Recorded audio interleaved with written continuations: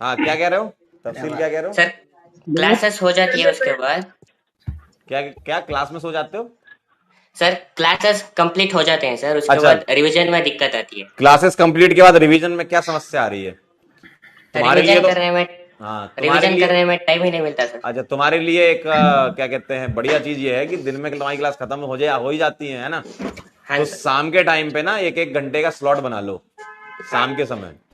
हाँ उसमें सर। ये करो कि फिजिक्स, केमिस्ट्री, बायो जो भी उस दिन की क्लास हुई है, क्योंकि बायो में तो या तो बॉटनी होती है, जूलॉजी होती है ना, कोई एक होती है। तो उस दिन ना ऐसे 45-45 मिनट या एक एक घंटे के स्लॉट बना के लेक्चर को रिवाइज करो, क्योंकि लेक्चर में मोर देन सफिशिएंट क्वेश्चंस भी आपके हो जाते हैं। और लेक्चर का जो होमवर्क है ना, वो भी साथ में निपटा दो उसी के ही, ठीक है? Sir hello sir. बैकलॉग जो हेलो। हो जाता है ना, उसका भी टाइम बैकलॉग निकालना के लिए पड़ता तुमको अलग से टाइम निकालना पड़ेगा। देखो, एक हो गया तुम्हारा रेगुलर लेक्चर की, है ना? है। हाँ सर। क्योंकि अगर रेगुलर लेक्चर नहीं करोगे तो ये भी बैकलॉग बन जाएगा।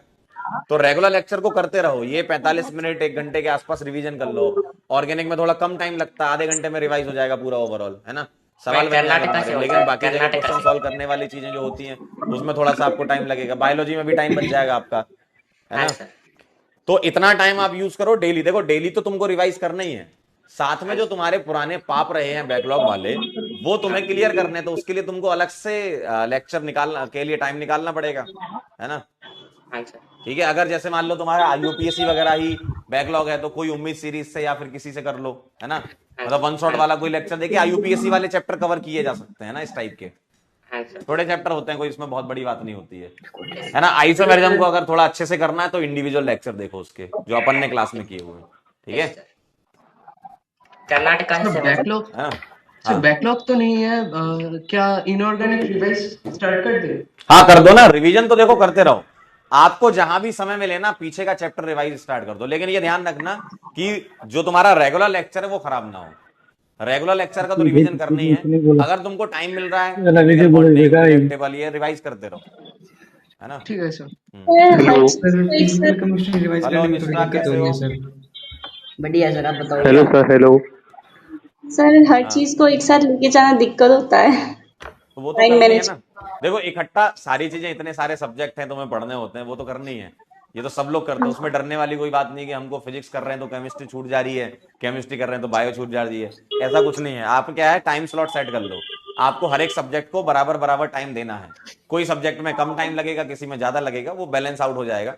लेकिन ओवरऑल आप ये मान के चलो, डेली 45 मिनट से लेकर एक घंटे के आसपास तुमको करना ही पड़ेगा, है ना? लेक्चर है, उसका रिवीजन कर लो। देखो, लेक्चर अच्छे से देखोगे ना क्लास में, तो इसके बाद आपका क्या बचता है? होमवर्क डिस्कशन बचता है। मतलब होमवर्क जो होता है वो कर लो आप, उसका डिस्कशन हम कर ही लेते हैं, है ना?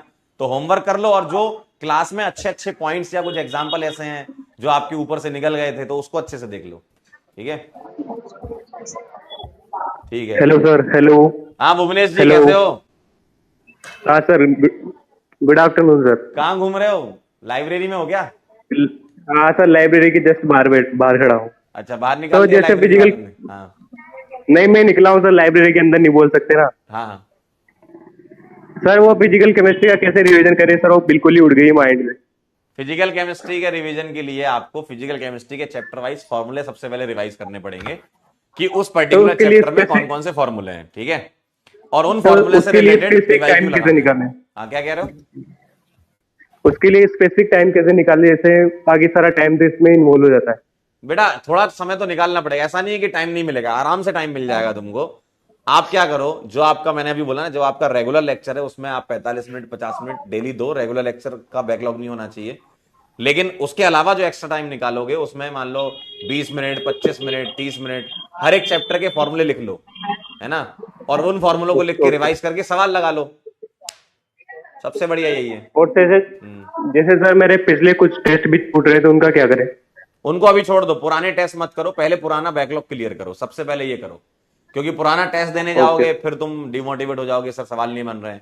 पहले आप पीछे की चीजें सही करो, जो बैकलॉग है उसको क्लियर करो, है ना? डेली तुम्हें थोड़ा समय देना पड़ेगा हेलो बैकलॉग के सर। लिए। Hello sir. Hello Aman ji, कैसे हैं? बढ़िया बढ़िया सर, सर। आप कैसे हो सर? अच्छा, दोनों का नाम अमन है कि एक का नाम अमन है? यस सर, अमन मैं हूँ सर। ये कौन है? मैं रवि हूँ सर, इसी रवि? बैच में पढ़ता हूँ। एक ही उससे पढ़ते हो क्या, बैच से? Yes sir. Yes sir. अच्छा। सर ये दिक्कत, ये फिजिक्स और फिजिकल केमिस्ट्री में दिक्कत आ रही है सर, और हाँ। और किसी सब्जेक्ट में दिक्कत नहीं है। अच्छा, वो कंप्लीट कैसे करें सर? फिजिकल केमिस्ट्री वो ज्यादा दिक्कत वो है। बेटा वो बेटा ऐसा होता है कि अगर हमारे अंदर आलस होता है ना, तो फिजिक्स और फिजिकल केमिस्ट्री खराब रहती है।